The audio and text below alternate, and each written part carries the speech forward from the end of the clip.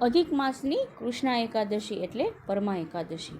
અધિક માસની કૃષ્ણપદ વદ એકાદશીનું નામ પરમા એકાદશી છે.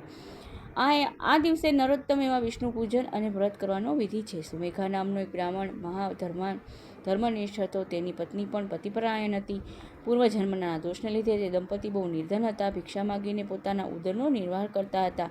તેની સાધ્વી સ્ત્રી પણ ભૂખ્યા પેટે પતિ સેવામાં હાજર રહેતી હતી. આ ભૂખના દુઃખથી તે અત્યંત નિસ્તેજ અને શુષ્ક થઈ ગઈ હતી. પતિ પોતાની પત્નીનું આ દુઃખ જાણતો હતો, પરંતુ કોઈ પણ એની પાસે ઈલાજ નહોતો. એકવાર તેણે પત્નીને પોતાની પાસે બોલાવી કહ્યું કે ભાગ્યવાન, આપણા દુર્ભાગ્યથી આપણી નિર્ધન અવસ્થા ટળી શકતી નથી. આખા શહેરમાં મને કોઈ ભિક્ષા આપતું નથી અને દેશમાં દાન આપનારાઓ પણ હવે રહ્યા નથી. માટે મને ઈચ્છા છે કે પરદેશમાં જઈ પુરુષાર્થ અજમાવું. પતિના વાક્યથી પત્ની દુઃખી થઈ ગઈ. અશ્રુભરી આંખોથી કહ્યું, હે નાથ, હું અભુશ્રી આપને શું સલાહ આપવાની, છતાં આપની અર્ધાંગના તરીકે હું આપને કહું છું કે પરદેશમાં જઈને પણ ભાગ્ય વિના કંઈ મળી શકતું નથી. ભાગ્ય વિનાના મનુષ્યને સોનાના મેરુ પર્વત પાસે ઊભો રાખો તો પણ સોનાના બદલે પથ્થર જ ઉઠાવી લે. પૂર્વજન્મમાં આપેલું અન્ન, વસ્ત્ર, ધન, કીર્તિ બીજા જન્મમાં સાંપડે છે.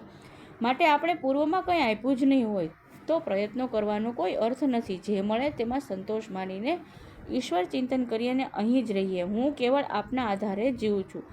પતિ પરદેશ ગયા બાદ સ્ત્રીને માતા, પિતા, ભાઈ કે બહેન કોઈ સંઘરતું નથી. પતિ પત્નીનો આવો વાર્તાલાપ ચાલતો હતો ત્યાં એક કૌંડિન્ય નામના મુનિ પધાર્યા છે. દેવયોગે આવેલા અતિથિનો આ બ્રાહ્મણ દંપતીએ સત્કાર કર્યો. બ્રાહ્મણને વંદન કરી પૂછ્યું, હે મુનિરાજ, આપના પધારવાથી અમુક કૃત્ય થઈ ગયા છે. આપ મને કૃપા કરી અમારી દરિદ્ર અવસ્થા દૂર કરવાનો ઉપાય બતાવો. આપના પધાર્યા પહેલાં અમારા વચ્ચે આ જ વાત ચાલી રહી હતી.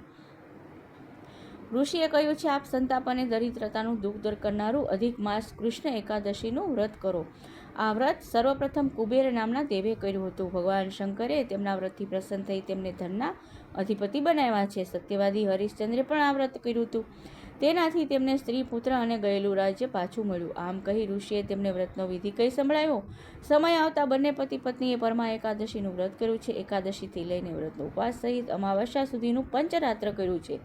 આથી ઈશ્વર ઈચ્છાએ શહેરના રાજાનો પુત્ર તેને ત્યાં આવ્યો છે અને તેને રહેવા માટે સુંદર મકાન, વિવિધ વસ્ત્ર અલંકારો, આજીવિકા ચલાવવા માટે ગામ આપ્યું છે. આવી રીતે આ એકાદશીના પ્રભાવથી બ્રાહ્મણ અને તેની પત્ની સુખી સંપન્ન થયા અને મોક્ષને પ્રાપ્ત થયા છે.